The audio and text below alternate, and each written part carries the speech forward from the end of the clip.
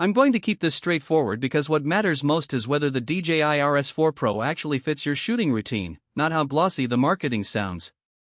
If you've been hesitating over a gimbal that promises professional results while still fitting into a backpack, you're probably wondering if the price is justified, if the batteries will actually last a day on set, and whether the system will work with the lenses you already own. Link is in the description if you want to check the product details on Amazon. In the next few minutes I'll walk through the parts that matter in real-world use, how the stabilization feels when you're moving, how the focus system behaves in low light, how the vertical shooting mode changes your workflow, and who should walk away without buying. First, let's talk about the core promise, 3-axis stabilization that can handle a 4.5 kg payload. For a DSLR or a cinema-grade mirrorless body, that's a substantial weight class. In practice, when I rigged a full-frame mirrorless with a 70,200mm f/2.8 and a small matte box, the gimbal stayed rock-solid during a handheld walkthrough of a warehouse set. The Teflon-coated axis gave a buttery glide, and the motors didn't bog down when I accelerated from a slow pan to a quick turn. The result was a smooth shot without the jitter that usually shows up when a gimbal is near its limit. That kind of confidence is what professionals need when they can't afford to waste time reshooting because the stabilizer fought back. The next question is ease of use, especially for someone who isn't a gimbal specialist. DJI has put an OLED touchscreen right on the arm, which lets you toggle modes, set follow-speed curves, and lock axes without digging through a phone app. In my early tests, the auto-lock feature was a real time saver. I could start a shot, tap lock, and the unit remembered the exact balance I'd set, even after I swapped a lens. The menu hierarchy is shallow enough that I didn't need a second monitor. A few taps got me from portrait to landscape and back, which is useful when you're shooting social media reels that require vertical framing on the fly.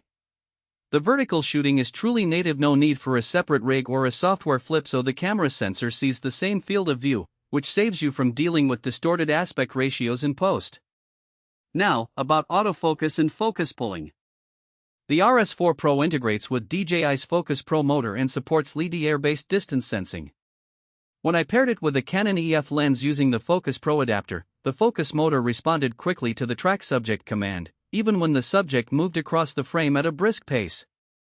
In a low-light interview setting, the focus held on a speaker's face at f/1.8 with a 35mm lens, despite the ambient light being under 10 lux.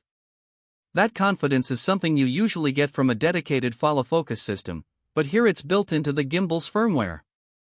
If you're already using a DSLR or mirrorless that has decent native AF, the added LiDAR can be a safety net, especially when you're pushing the payload limit and the camera's motor might struggle. Battery life is another real-world concern. DJI lists roughly 12 hours of operation on a full charge, and that figure held up in a day-long shoot where I ran the gimbal from early morning until the golden hour without swapping batteries. The battery indicator on the touchscreen is precise, showing remaining minutes and even a warning when the temperature drops below optimal operating range. I did notice that when the gimbal was supporting a heavier cinema camera, the runtime dipped by about an hour, which is expected. More mass means the motors draw more current. Still, the ability to keep going through a full shooting day with a single charge is a big plus for location work where you can't reliably plug in. Let's consider the lens ecosystem. Because the RS4 Pro accepts a standard 1/4-inch tripod mount, you can attach virtually any DSLR or cinema lens with a simple adapter.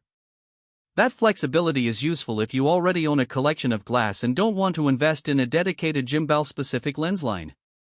However, there is a trade-off. The larger the lens, the more you have to balance manually before the motors take over. I found that a 2470mm f/2.8 required a bit more fine-tuning than a lighter 1635mm kit lens. If you're planning to use heavy telephoto lenses regularly, you might need to spend extra time on balance or consider a higher capacity gimbal. Who should buy this? If you're a working creator, documentary filmmaker, indie cinematographer, or commercial videographer who needs to switch between portrait and landscape on the fly, the RS4 Pro's native vertical mode and robust payload capacity will save you both gear and time. It's also a solid step up for serious hobbyists who have outgrown lighter 2 kg gimbals but aren't ready to commit to a full-size cinema rig. The built-in focus motor, long battery life, and intuitive touchscreen make it feel less like a lab instrument and more like a tool.